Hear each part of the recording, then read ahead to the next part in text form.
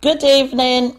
This is a Young and Prolific show, and I'm Prolific Bea. This evening, I've got a fantastic, wonderful guest here, Ohemaa Faye Nimo. Yes. She is going to introduce herself and tell you who she is and why she's here. So, sweetheart. Thank you so much, Madam Prolific Bea. So it's really a privilege to be here, and I'm grateful that you called me to join this great show. Yes. I think for me, it's both timely and long overdue. Yes. Because it shows like this that really, place young people such as myself on a higher platform and, lead us onto the right path. So thank you. Just a little bit about myself. As Prolific Bea has mentioned, my name is Ohemaa Faye Nimo. I'm a budding or aspiring politician. I have done law, so I've just completed 2 law degrees already. And I am on the path, unintentionally, of politics now. In UK? In the UK, okay. Yes. In the UK. But what party? The Labour Party. Okay. Loud and proud. Nice. And if I'm not doing law and politics, I'm doing a lot of youth work. I'm working with charities and international organisations, just doing anything that supports the development and well-being of young people and even the elderly sometimes. I'm all about movement, progress, yes. impact, positivity, just trying to do things which are bigger than ourselves. And I think that's something that inspires me in a sense where anything that I do, opportunities meet me along the way. So I don't know where I would be tomorrow, but I'm preparing myself in the sense where if an opportunity was to meet me, it will be success at the end of the tunnel. And so I'm just willing and open and ready to make impact and bring all the young people on board with me, especially my fellow Ghanaians. I think we have so much potential. Everyone does really. But I think if I was to focus more on the Ghana field, I think, Ghana has a lot of creativity, talent, they're hardworking. And so it's just a matter of somebody going in there and then pulling everyone along. And so that's where I come in. Okay, thank you so much. I was quite curious about the path you chose in terms of the political genre. Because one of the things that I realized was, I spoke to producer today about it, that you get more Nigerian people, and even though we've got that skill set, we don't gravitate to it. What made you look in that direction? Self-explanatory, really, just what you've said. We're, as young people, as kids, we're very used to seeing, all the Disney stars, all these child stars, making it big and doing great things. And so we're more into arts. We're more into arts. We're more into arts per se, yes. But I feel as though at the same time we feel that it's unreachable for us, that it's too far away. It's almost like we only see it on TV. It's almost like it's just always a fantasy, really, so beyond us that it's just not reachable. But honestly, it's not the case. I think, once upon a time, we weren't born into the limelight for many of us. Yes. And it just took a push. It just took taking on an opportunity that was in front of us that got us to that limelight in which we so fantasize over at times. It just takes a push. It just takes, let me just try this. Let me just give this a go. Let me just put my foot in there and see what comes along the way. So you mean that we're not risk takers, basically? We're not risk takers. And not because we don't want to be per se, but I think as though we're very programmed. The way we were raised, our upbringing, our environment, it's like a program. It's a formula. It's more like 1 + 1 = 2, so 2 + 2 = 4 kind of thing. It's never a 1 + 1 = 2 - 1 + 4. Precisely. It's always like we're very just used to staying down the same path because we're comfortable with it. Yes. So we don't push ourselves. No. And the parents don't push their children either. Some do. Okay. Some do. But then you have some young people who just, they don't see the vision of perhaps where their parents are trying to direct them, and so they kind of shun away from it, or they block their own selves from going that far because they just want to do their own thing, which there's nothing wrong with doing that. But if you can't see the vision, maybe there's someone out there that can. And so just hear them out. Maybe there's something in there for you, but you never know until you try. And that's the whole point of taking a risk. You have to go in there, abandoning that fear that may come with it, because with risk, you never know what's at the end of the tunnel. And the tunnel, precisely. And so you have to go in there in order to find out. And that's what makes it a risk. You know, looking at you, yes? How old are you? And I know women don't tell their age and all that stuff. But how old are you? Only because I respect you. Yeah. I'm 25. Wow.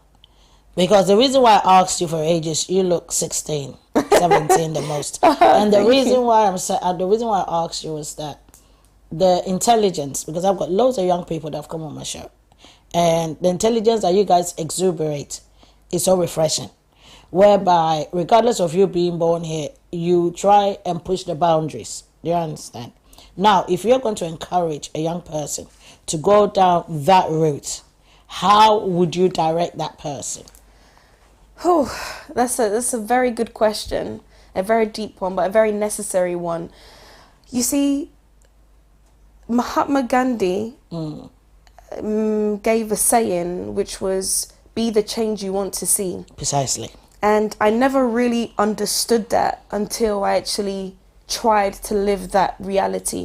And what it really means is that if you don't actually go in there and go into these spaces and do these things, take these risks, meet these people, do those things that you haven't done before, you would never really know. Precisely. The people who have done it and are making it big and are making impact, once upon a time they didn't know what would entail for them. Once upon a time, they didn't know what would happen if they were to take that risk that they took initially. It's because they got in there, they did it, they were fortunate enough and made impact, they became successful, and we're witnessing it. And so sometimes we see these things and we think, oh, it's so easy. But then when it comes to the time where it's like, let's give it a try, then it's like we back away from it. But then again, I always say that if somebody was able to do it, so can you. You know, and you never really know unless you get in there. And so I wanted to use myself as an example, that if I'm able to at least get somewhere, then by all means you can also get somewhere. Because I mean, someone might think that I'm extraordinary, but in my eyes I'm just an ordinary girl. You know, I'm like your girl next door. You know, I'm just figuring things out as I go along. You know, there is no one route or one way to success. Everyone's path of success is very different. But you have those people who serve as role models and examples that, you know, if you want to become successful, this is the route that I took. Maybe if you take this route as well, it might not be the same outcome for you, but at least once you get in there, you will learn from it, and it will be able to place you on a path that will work for you. And that's the, you know, that's the agenda, the formula that I go by. You have to get in there and you will learn things as you go along. I don't have all the answers. I don't think anyone does really when they're starting. But because they took that risk and they went in there, they're like, whatever will happen, I'm going to go in there with the attitude of the lion, the vision of the eagle. Whatever comes my way, I'm going to take it with both hands, and I'm just going to tackle it, and I'm going to execute. I'm going to do the best that I can. It comes down to your attitude. It comes down to your vision. You don't know what's going to happen at the end, but because of the attitude that you possess and the vision that you have, you know, you're ready to take on what comes in front of you. Precisely. And that success is only around the corner because you took that risk. And so it's just a matter of you grabbing it, really. As you're saying it, I'm looking at you and you look so beautiful.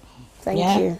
And you've got beauty and brains, okay? Thank you. And one of the things that I find fascinating is the fact that as you are talking and expressing and you're saying it, as much as what you're saying is the confidence that you have, do you feel that the environment is in nature versus nurture? Do you feel that you were brought up to be empowered, or you empowered yourself? I know we've not actually touched the questions that we're going to ask, but this is sort of like just easing you into it. Do you feel your environment supported you? When I say your environment, your family, your friends, your school that you went, supported you to get that confidence to be able to step out there and say, no, regardless of whatever happens, I'm going to be able to do it, whether I fail or I win. I'm still. What actually helped you reach that narrative? You know what? First of all, I have to really give props to my parents, and my siblings, because I'm very blessed to have such a strong support system. Yeah. It's because of the empowerment in which they gave me and embedded me with, that I was able to, get somewhere where I was able to be exposed to other opportunities and then go on to a higher level. Okay. My parents are the kind where they will advise you, they will bless you with wisdom, Yeah. they will guide you and train you, they will give their opinion, but if you decide to take on a path that's different to what they normally agree with, they're willing to support you regardless, as long as it won't lead you into the pit of hell. It wouldn't lead you astray, basically. And I mean, that's the whole point of parents, really. Precisely. They're there to guide you, they're there to offer their 2 pence, they're there to advise you and whatnot. But then you do have some who may totally be against what you're doing and want you to do what they want you to do. And, my parents may have their opinion, but they're, wise enough to know that I may have a path in mind that's slightly different to what they have designed for me in their minds. But as long as I'm not doing anything silly, they'll definitely and always support me regardless, because, I'm their child, you know,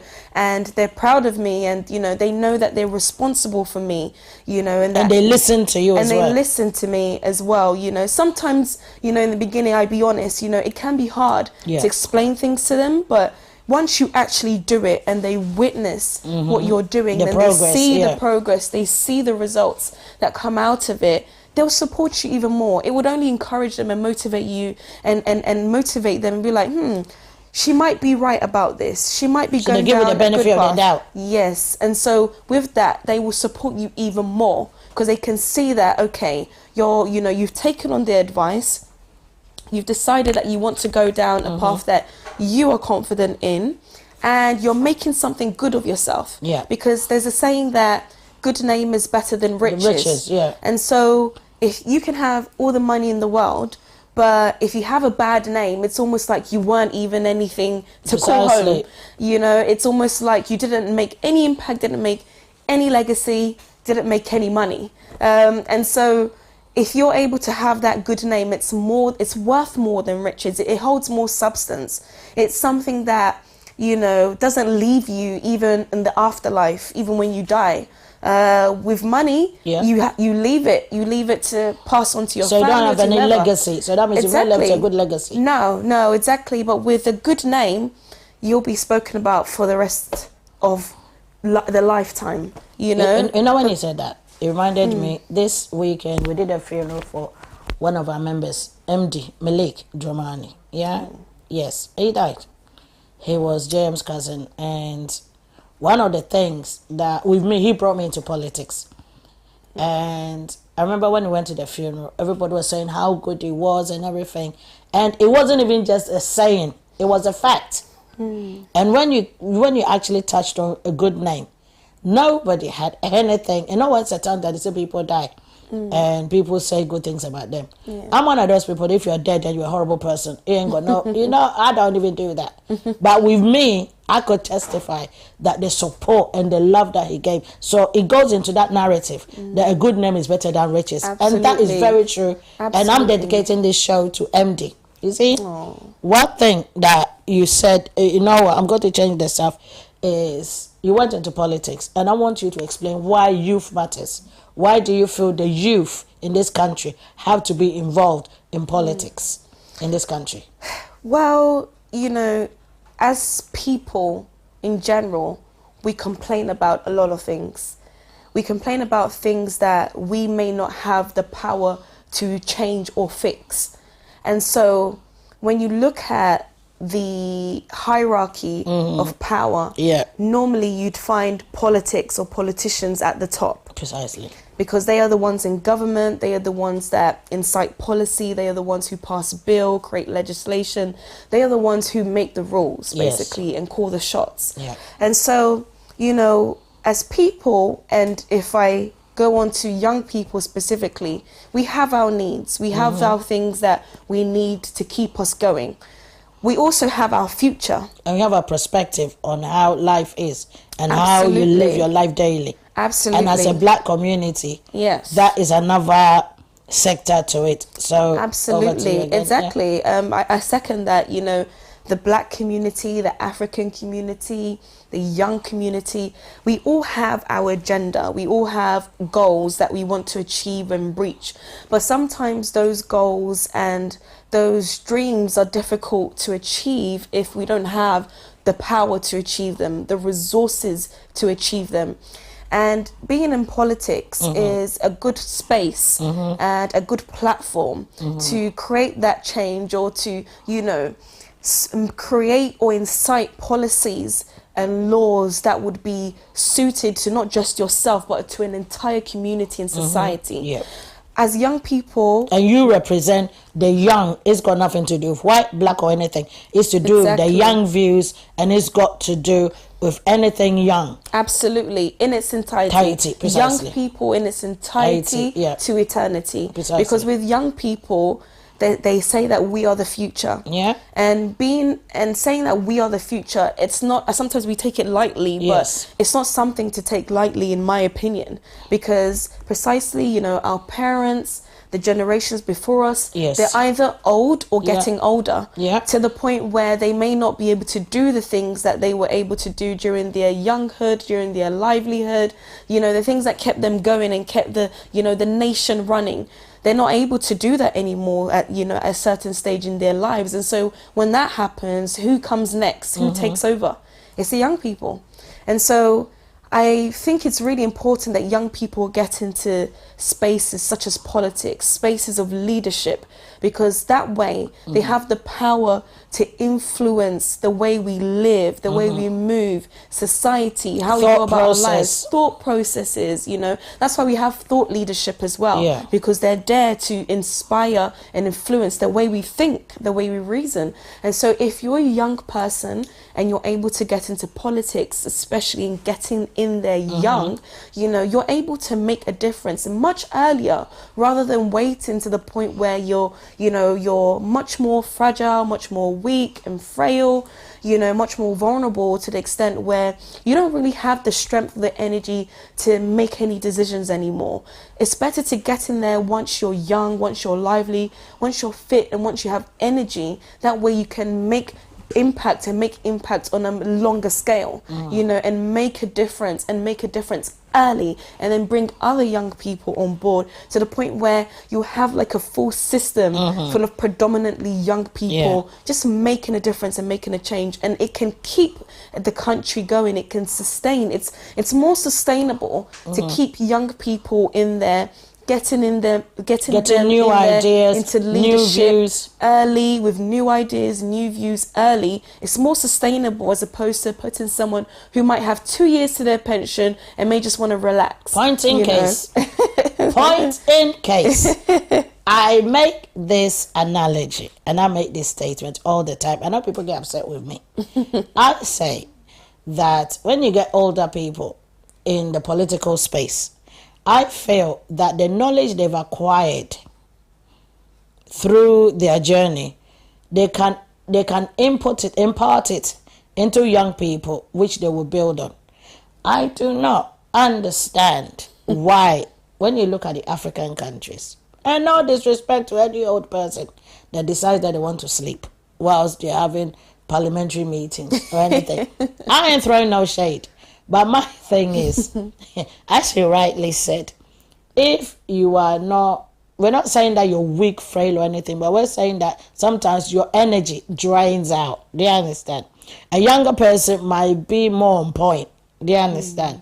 and young person might actually have a discernment of something, whereby the younger person, an older person, might not have viewed it from that point. Because when you look at from years, if you look at like in the 70s, 80s, 90s, 20s, when it came to the 21st century and all those stuff, when you look at how things have changed, even when we say you've got the millennials, we've got whatever it is, things have changed. Older people were learning, but at the end of the day, it wouldn't be as fast as a younger person, because your brain is on point. You're seeing stuff. So now, my thing to you is, how do you advise the older people to sometimes take a back seat? And I know they're going to be they're going to be cussing me for whoever it is, to take a back seat and inspire, instead of them going forward and sort of like missing a step along the line, whereby we can be more progressive. What would you advise? You're not saying that older people shouldn't be there. All you're saying is your view of how you see how things can progress, especially in our community. How do you think we can go about that? Well, you see, wisdom doesn't come with age, but I think regardless, you know, the older people, the elderly, our aunties, uncles, mums and dads, because they've been here longer than us, they more than likely have more experience than us young people. So they possess natural wisdom and intelligence, even unintentionally, without them even knowing. Some of them do. You know, I some of them do, but anyway. Yeah, I think it's subjective. You know, I think it's subjective. People, you know, I think we all have something inside of us, but it's just a matter of unlocking it. So, you know, you have adults who possess wisdom and knowledge and experience, yes, but they may just not know how to express that or share that with young people such as myself. You know, they may go about their lives in a different way, which is, I mean, no judging, that's them and that's what they do. But I think for the elderly, you know, they're in such a good position where they have a lot of power that they don't realize that they have. And, you know, the thing is, imagine if they were to manage us young people, you know, with all that they've learned, the knowledge that they've accumulated over all these years, and they incite and place that all into a young person. Just imagine how fantastic that young person would turn out, you know.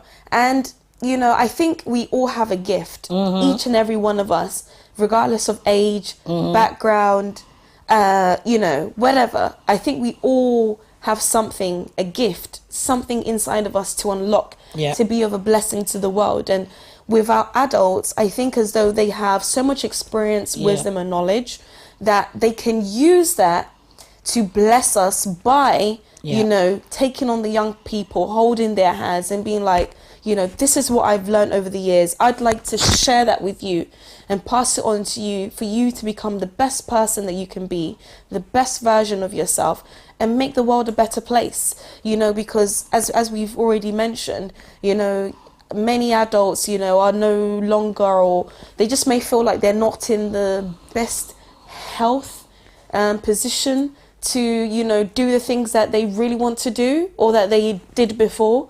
And so what can you do? You can't hold on to it forever, you know, and it's pointless taking all of that great knowledge and wisdom to the grave. And so I think the best way in which you can be a blessing to the world, if you wanted to achieve something as a young person, but you're now an adult, you've grown and you weren't able to do that, you know, don't, you know, feel a way about it. Don't have any resentment towards yourself, and don't keep it within yourself either. You know, I think the best therapy is when, if you're feeling a type of way, you let it out, even if nobody's listening to you. Just let it all out so that it doesn't burn you, eat you up. It's the same way that if you have a gift, which I believe that the gift of the adults is their wisdom, knowledge and experience, they shouldn't keep it to themselves, but they should share it with us, because that actually elevates them even more.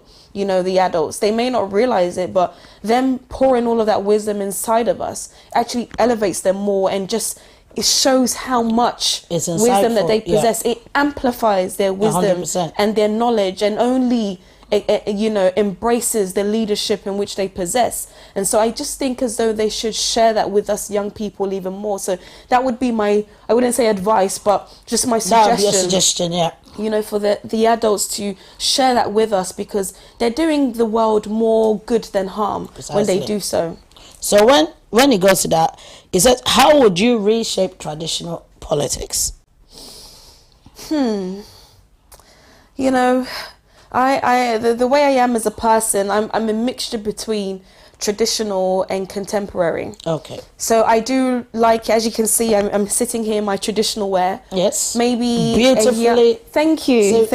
You know, I love Ankara. I love Intuma. Yeah. You know, maybe a young person my age may see this to be too old-fashioned. For example, they may see this to be too traditional for their liking, you know, but you embrace your culture. But I embrace it, because despite the fact that I was born and raised here in London, UK, it doesn't take away from my Ghanaian heritage, ethnicity, you know. And my name is Ohemaa on top of that, and so I can't run away from it. You know, it's been assigned to me. I was born this way, and so with traditional politics, it's in a sense where sometimes you may not be able to run from it. Yes. So the best thing that you can do is embrace it and add to it, expand on it, you know, add what you have, the knowledge that you've accumulated and acquired over the years to make it better. Because it's the same way with products and items. You know, what's vintage products? Vintage products are products that, you know, have been here for years, but they've been polished, they've been refurbished, they've been kept so that they can be looked it's and like protected. An artifact. Exactly. It's like an artifact. Exactly. Whereby they will say, oh, this was in this year, but they've made sure that they've protected it. And with that, the value increases 100%. And so I think with traditional politics, it shouldn't be abolished per se, but it should be embraced, enhanced. Kind of like makeup. Us ladies, we like to wear makeup. So makeup is supposed to enhance your beauty, not necessarily change who you are, but also it depends enhance. These days. Why? When some of the women wipe out their makeup, it's like two different people. But I think again with makeup, the topic of beauty, it's very subjective. It is subjective. People have their reasons in which they do makeup. 100%. But on the general scale, larger scale, makeup is mainly supposed to enhance your beauty 100%. that you already possess. Precisely. And so it's the same with us traditional politics. You know, it shouldn't be taken away, because it was that very foundation that in was which built we were able on to have a system as we do now, and exactly, and that's what it was built on. And so for us to totally take it away, I think we'd be doing more harm than good. It would be disfavor to us, because we need that. It's the same way that we need kind of like the a support adults. system. Exactly. It's the same way we need our adults to hold on to the young people, to place all their wisdom inside of them, because that way they'll become the best that they can be, and it will only make the world a better place. Thank you. So by trying to break stereotypes, how do we get the youth to become problem solvers? Not inexperienced dreamers, okay, but problem solvers. How do we put them in that position? You see, with problems are very spontaneous. Yes. You know, they come unexpectedly. And once they come, you have to, you know, prepare yourself for the unexpected. Yes. Because you don't know if you're driving one day, God forbid, and then the car just comes and crosses you. Yes. What do? Would you just panic and scream and let it hit you? Or will you react quickly, either swerve or you stop? You know? And so, you see, in life, a lot of things are thrown at us that we don't prepare for per se, because we don't know that they're going to come. Yes. So, as a person, you have to really train yourself and your mentality, you know, and really prepare yourself for the unexpected, because a lot of the things that have happened in life were things that we didn't know would happen, but they happened anyway. Which is true. All these natural disasters in the world, all like these... COVID was one of the big ones. COVID was one of the big, unexpected, natural. You never saw it coming. Nobody saw it coming. No one saw it coming. And once it came, it was kind of like a stigma in the beginning. Yes. We stigmatized it a lot, thinking that, oh, it's just one of those things. We brushed it off. We brushed it off. Until push comes to shove and, you know, it hit the whole world. Yep. It totally took us all by surprise. And in that moment, it was like a reality check. Because it was like, wow, we didn't see this coming, but now it's here. There was loads of deaths. You know? There was loads of isolation, a lack of food and resources. You know, people were emptying out their savings to survive because they couldn't work. It was a whole lot, you know. And with such situations, you can't really just run away and say that you're just going to end it all, you know.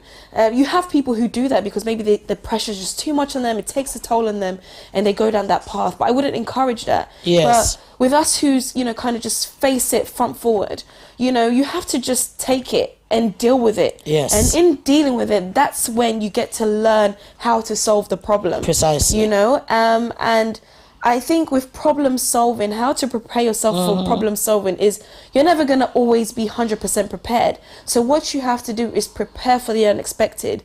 When you are learning how to drive and you're doing your driving test, your driving instructor will always teach you how to handle hazards and how to handle potential accidents and things like that. And so if you take that analogy and you apply it to your personal life, you don't know what's going to come ahead of you. So always prepare yourself for what's to come and what's not to come, because you just never know. You would never know. Life is full of unexpected unexpected occurrences. And so just prepare yourself for the unexpected. Once it comes, learn how to solve the problem. You'll already be prepared. And once you learn how to solve the problem, you've just unlocked a leader inside of you.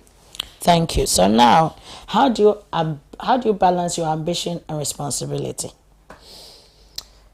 It's tough. I'm balancing ambition with responsibility, because in hindsight, the responsibility is the reality and the ambition is the fantasy. Okay. And so with the fantasy, you don't know it's going to happen, but you put all your energy and your efforts inside of something that is only just a dream, really. But for the success to come, it's more so unexpected, really. But you're preparing yourself for it along the way. Someone said that success is preparation plus opportunity.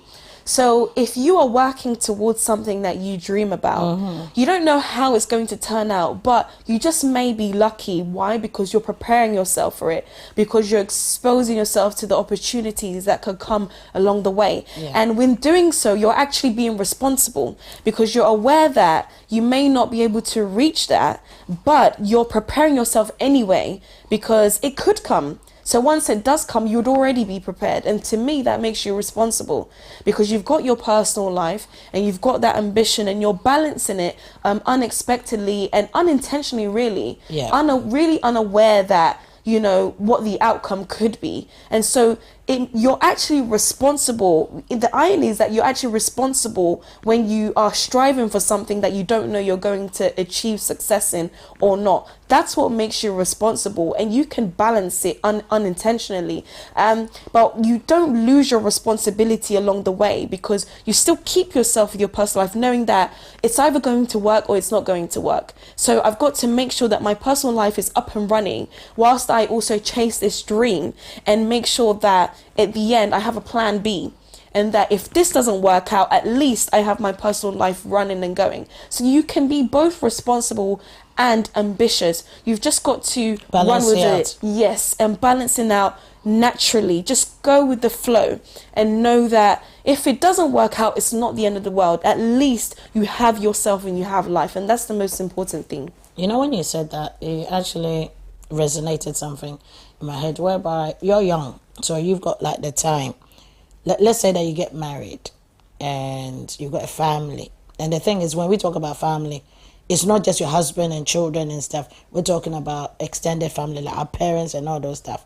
How do you feel the balance in that can be ascertained? Or you've not thought that far? Yes and no. You know, the way you ask the question, actually, it's taking me back a little bit. you know, these things, you know, such as life is what they say. You have a lot of things thrown at you. You don't know what's going to happen tomorrow. Some will say nobody knows tomorrow. 100%. And with not knowing tomorrow, you still go out there with good attitude, knowing that you don't know what's going to happen tomorrow, but you're hopeful that something good will come out of it at least. Yeah. And so, you know, being responsible and then being ambitious, I think it's a skill. Yes. In my opinion, it's a skill because, you know, you can easily lose the motivation and inspiration to want to strive for what you're striving for because you're not seeing any progress. There are no opportunities along the way. You're not making any results. And so that can, you know, sometimes kill your spirit and your vibe. And so in doing so, you have to be responsible enough to know that if it doesn't work out, I'm sure that I can take another path. If that other path doesn't work out, maybe perhaps this isn't the path for me. Maybe I need to totally change the path that I want to go through. Okay, or so maybe you reassess. You reassess. Okay. You reassess. You sometimes have to sit back, relax, and evaluate. Many times as well as young people, we like to rush. We like to rush because we see all these stars and, you know, public figures making it big. And they make it seem as if it was done on the spot. You don't realize that there's years. They make it look easy. Yeah. They make it look easy. And, you know, I won't lie. I've been a victim of this before. Okay. Where I've seen, you know, all these great people doing great things. I'm just like, wow, if only I lived that lifestyle. If only I had that life. You know, they make it look so simple and easy. So I try and take my own life by trying to copy them, follow blindly, you know, and try and do what they're doing, not knowing that their path is not the path that God has designed for me. You know, if I get spiritual a little bit, each and every one of our paths are very different. You know, there's no two paths that are the same, even twins. Precisely. No two paths are the same. And so I wouldn't say it's ethical and sustainable to compare yourself to somebody else because you don't know what they went through to get to where they are. You know, for me, for example, I've been through a lot of challenges in my life, but I don't promote them because it's like, why do I need to promote that? You know, you just look at the successes. You don't look at the things that are challenging. Exactly. And so we can easily be misled by that and think that they had it all rosy and had it all neat and smooth and easy. So because it was easy for them, it's going to be easy for me. And that's where we rush. Yeah. And when we rush, that's when we fall. We fall into a pit to the extent that we can't pick ourselves back up because the disappointment is astronomical. It's too much. The disappointment, the rejection, the failure. And that's when, you know, the reality checks in. That's when we realize, okay, maybe I've been copying blindly. Maybe I wasn't really being inspired or being influenced. I was more so being misled. Or you're just following. Just following. As a follower. Just copying blindly without really assessing, is this the path for me? You have to do what's best for you and what works for you. Within reason. Within reason, appropriately, with principle, with dignity, with integrity. Because don't forget. Having realistic expectations as well, because you may have a family to look after, to care for. You may have, you know, people that you represent, rely on you, that you rely on, and that they also rely on you. And you have to think about all these people as well as yourself, your own life. You are just as important as well. So if you're rushing to the point where you hit your head and you fall and you don't get back up again, I mean, what do you do from then on? You can't really achieve, or you'll be unable to achieve what you're destined to achieve because you were too busy copying someone blindly whose destiny was totally different to yours. So as a young person, sit back, evaluate, look at yourself, continue to have checklists, assess yourself. Look at what you like and what you don't like. Look at what you're good at and what you're not good at. Look at your ability, what you're able to do and what you can't do. And start from that. once you build upon that, you'll realize along the way, you'll learn more about yourself and figure out, okay, this is what I like, this is what I don't like, this is what I can do, this is what I can't do. Your limitations. Your limitations. This is where my potential can reach. So I'm going to head more towards that path and see what opportunities will be thrown at me along the way. And you'll realize in the end, you become successful more than you would have imagined. Staying on that path, as a young woman, I know women in politics, there's always a lot of challenges. What are the challenges you faced? The challenges you're facing, because you're still on that path, so you've not left it. So the challenge that I'm actually facing right now is I don't have all the answers. A lot of things that I'm doing now and that I'm about to do, it's that I'm now learning it, or once I get there, then I will learn. And, you know, sometimes it makes me, I wouldn't say worried per se, but more so concerned, because it's like, what if I'm put on the spot? What if I'm placed on a platform and I have to speak about a topic that I have no knowledge on? And, you know, politics is so... And you can't prepare for everything. You can't prepare for everything. And politics is so...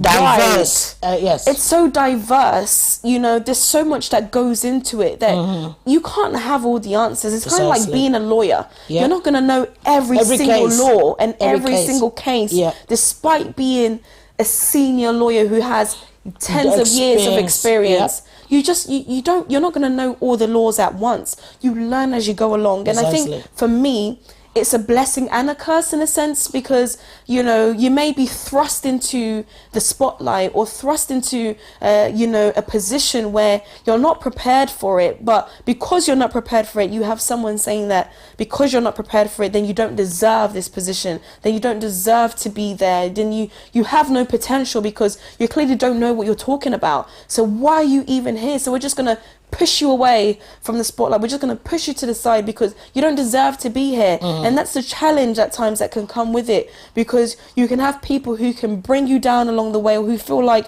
you don't have the potential. Capitalize on your fears.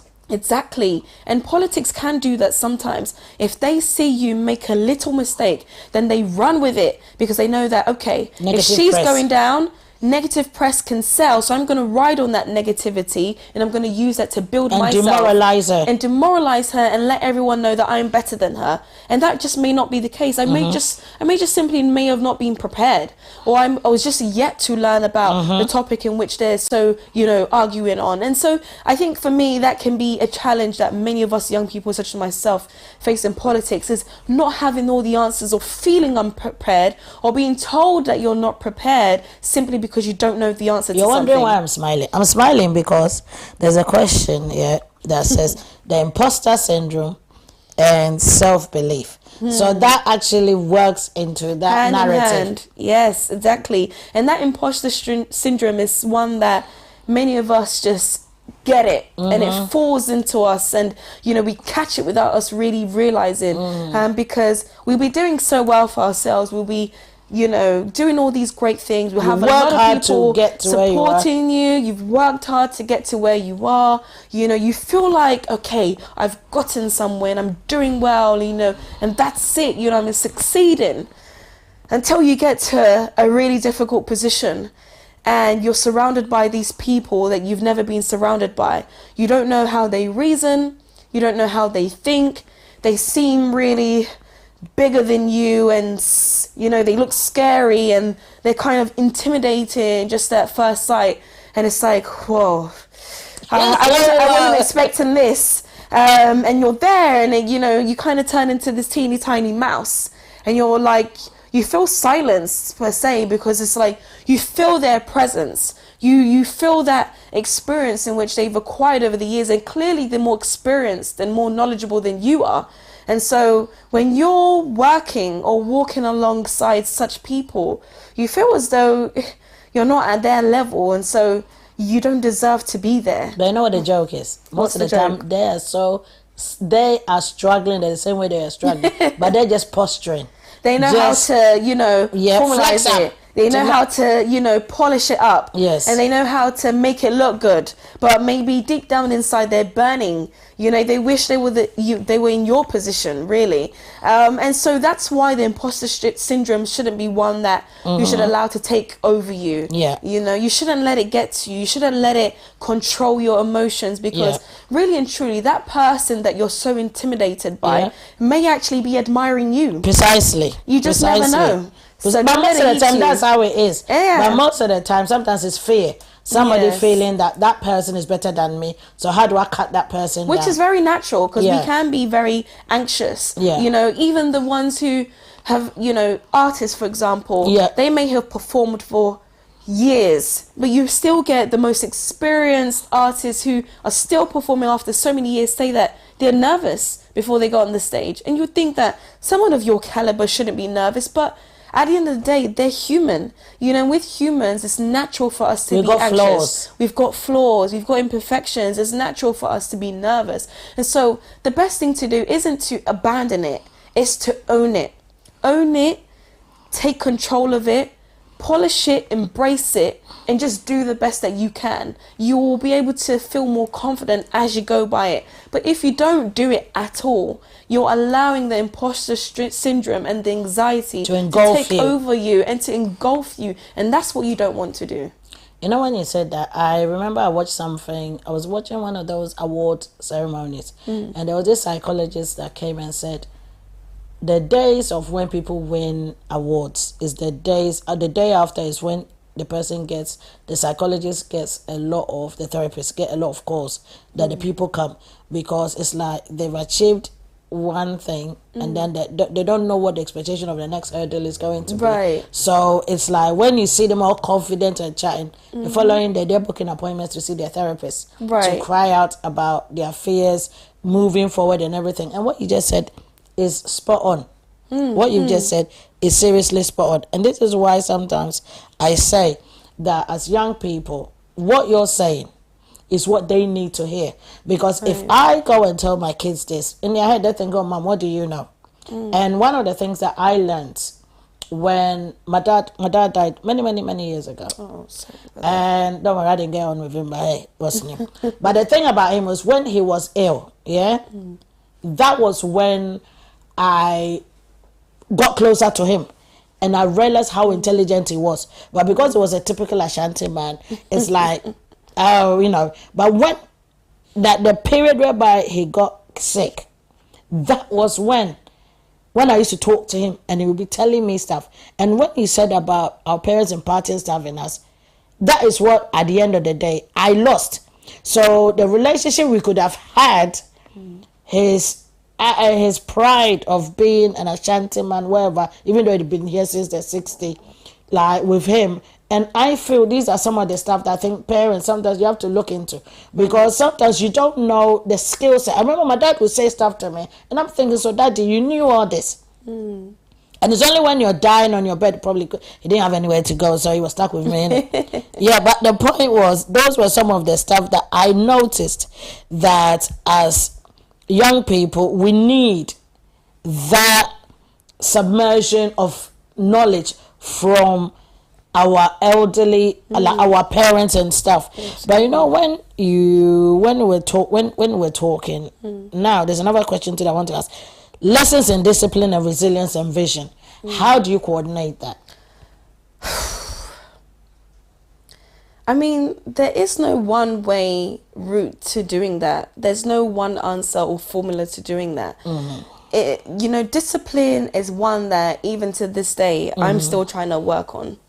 It's really hard to be self-disciplined, especially when you're surrounded by a lot of distractions and you're surrounded by a situation that you have no control over. It might be your environment. It might be the conditions that you're in. It might be a sudden family change. And so you're having to do things that you don't really want to do, but you have to do because that's the situation it has placed you in. And so it takes discipline in being able to make yourself available for your loved ones, for the situations in which you have to deal with, but then also being available and availing yourself for your calling. And so you know, with discipline and in such situations, you have to work on navigating that. You have to work on your mentality, your mindset. It starts from your mindset. So that's like your mental health. Your mental health. You know, as you were speaking, I thought about something. I really respect public figures who take on that big step of going into therapy, because we think that it's all rosy, it's all glitz and glam for them, they have it all under control. But behind all of that, it's someone who is broken, someone who's still trying to navigate their way around life, someone who had their childhood taken away from them because they became stars at a young age. And, you know, in all of that, they sometimes have to put up a front in order to please their audience, because they don't want their audience to leave them. They don't want to let them down. They don't want to let them down. They don't want to let them down. They don't want to let their family down. And so they do so much and overwhelm themselves to the point that they burn out. And that's when they realize, okay, I'm a human. You know, I can't get it right all the time. I can't kill myself for something that I'm already designed to do anyway. So why do I need to kill myself for it when it's already here? It's already in front of me. You've got to really learn how to use your self-discipline in order to being able to navigate your career, your family, your lifestyle, but also your mental health. You know, prioritize your mental health. I think, you know, even with Santi, because I'm a Santi myself, in the Ghanaian community, maybe the Santi community, if I speak for Santis, we don't really prioritize mental health so much because we're so used to being the strong one. We're so used to being taught that we have to brush things off. We have to face things front forward. We have to just go at it and just deal with whatever comes our way. I think that's a black thing.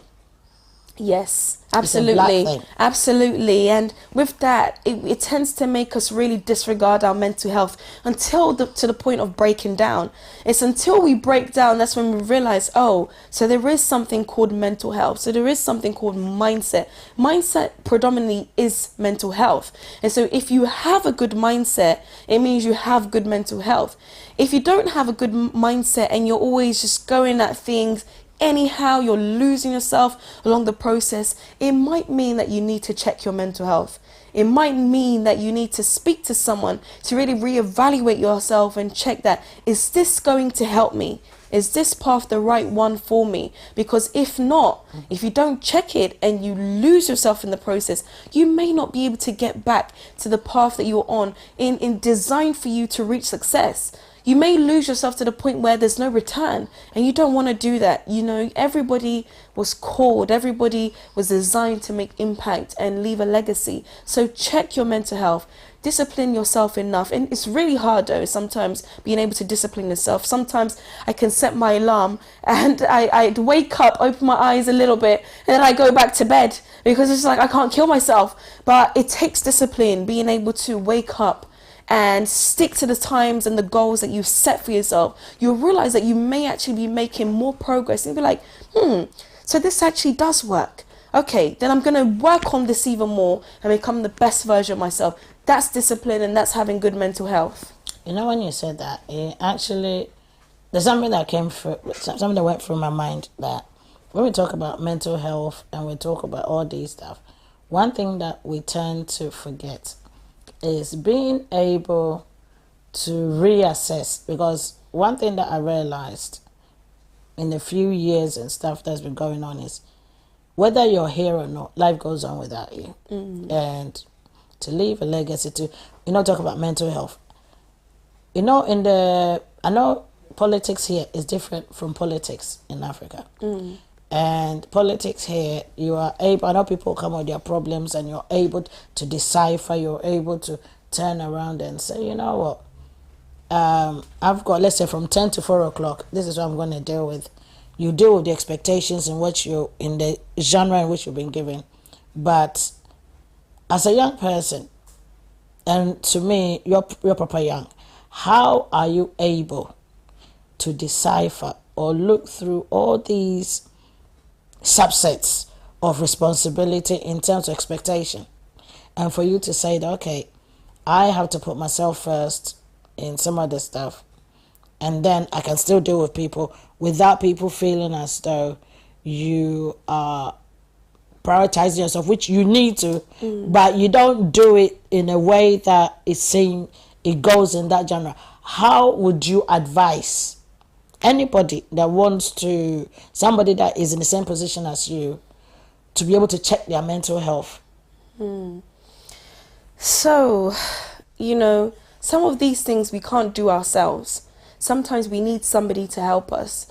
If you're really unsure about how you want to go about things, how you want to go about your life, your path, and you've got a lot on your shoulders, you got a lot of responsibility, and you're struggling to navigate that, there's no harm in asking for help. There's no harm in reaching out to someone who may have a little bit more experience than you, who may be in a similar position to yourself, but seems like they've got things together. There's no harm in asking them, okay, this is what I'm going through. Is there any advice you can give me? How can I go about this? What can I learn from you? Look at good role models and see what you can emulate from them in terms of how they manage responsibility, how they manage, their ambition, how they manage their lives as a whole. Because again, you don't have all the answers. You learn things as you go along. You learn things as you live life. Every day you're learning something new. And so if there's something that is really burning on your mind that you're struggling with and that you're not able to navigate yourself, there's no harm in asking for help. Sometimes it takes asking for help in order for us to get into the next level. Sometimes you might have a gift that you possess, but you don't even know that you have it. It takes someone telling you that you have that gift. And so once they bring your attention to that, then it helps you look at yourself and say, I actually didn't know that. Oh, you're right. And so it encourages you and it motivates you to want to learn more about that gift, in being able to unlock that gift and maximizing the potential that you inherit. Because if you don't start somewhere, you're going to end up nowhere. And so sometimes it takes a push. It's kind of like a plug. If you don't plug in the charger, it's not going to charge your phone. You have to plug it in. That's the support system. And then turn on the switch. And sometimes asking for that help is the switch to your plug. It's the charge and the electric current to your talent and your destiny. So ask for help. Ask for help. Or if you're not able to ask for help, there's no harm in going on the internet, asking for help there, doing research, do your research, look at other people's experiences. Don't copy them blindly per se, but look at them and see what you can learn from them, what you can emulate from them. See what lessons you can learn from them that you can apply to your own life, and use that as a way to advise yourself and figure out, is this going to work for me or is this not going to work for me?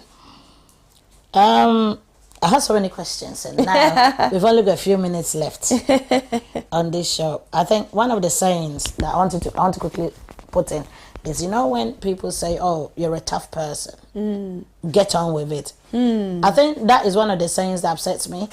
Because sometimes when you're going through something and somebody says, oh, you're strong, you can deal with it. I feel that sometimes that actually cuts through the reason why people don't ask for help. Absolutely. No, I agree. Again, your support system is so important.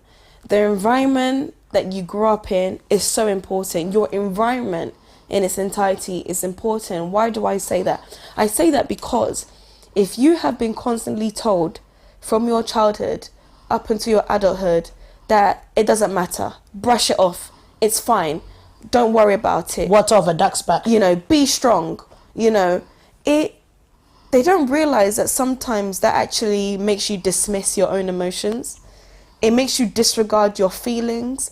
It makes you not really think about yourself as a person, as a being, and then thinking about other people. It makes you totally leave yourself behind and then only focus on the prize. And that's really unethical. It's really unhealthy, and it's not sustainable. If you're always told, be strong, be strong, be strong. Yes, you can be strong, but sometimes being you don't feel strong. You don't feel strong. It's one thing to be strong, but it's another thing to actually feel strong. And really, strength is built off of being broken down. sometimes it takes being broken down in order to identify how strong you really are. You know, there's so many situations that I've been through in life that I didn't really think that I would be able to make it through, but I did at the end. I'm sitting here with Prolific Bea, and it means that I was able to fight through it. It means that I'm strong enough that I was able to make it through. But that was only because I had gone through what I went through in order to identify my strength.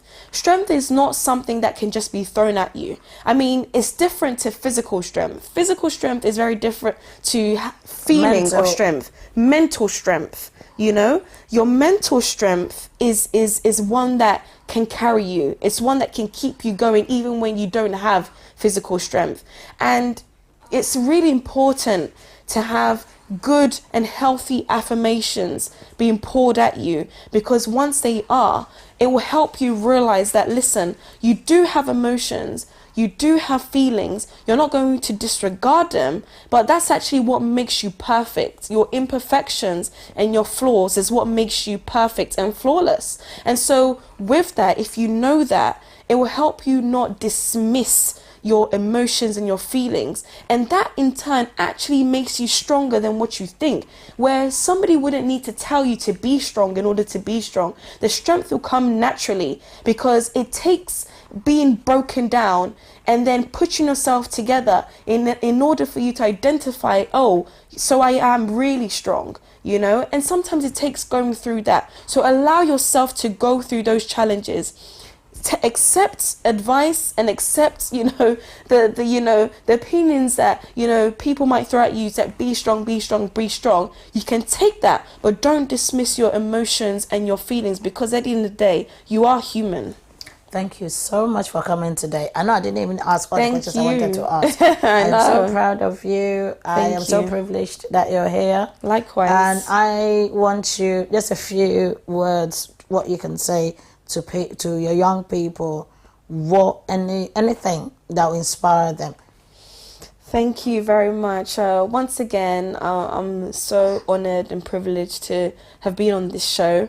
I didn't want it to end, really. I was enjoying myself there. But thank you so much, Madame Prolific Bea, for this opportunity.